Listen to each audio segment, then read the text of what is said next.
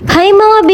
It's me again, Chini! Piyesta pa nga ito ng bintog at ngayon ko lang naasikasong i-edit itong video since working girl ako. 2 hours nga pala ang break time ko kaya naman napakalakas ng loob ko makimiesta. Syempre, hindi ko na ito palalampasin dahil libre ang pananghalian ko. Kapasok ko nga nag-bless muna ako dito sa nanay ng kaibigan ko. Ayan at inaabutan na nga ako ng mic at hinihintay na daw ako ng video okay.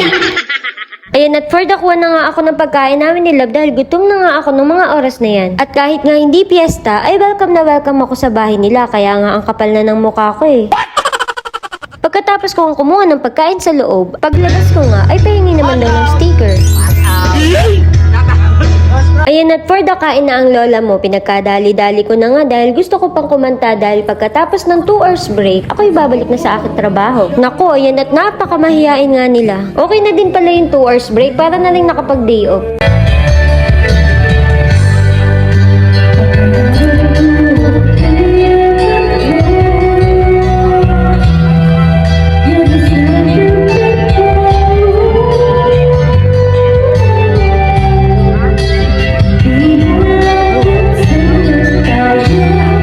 Hi B, alam niyo pa ba yung kantang yan?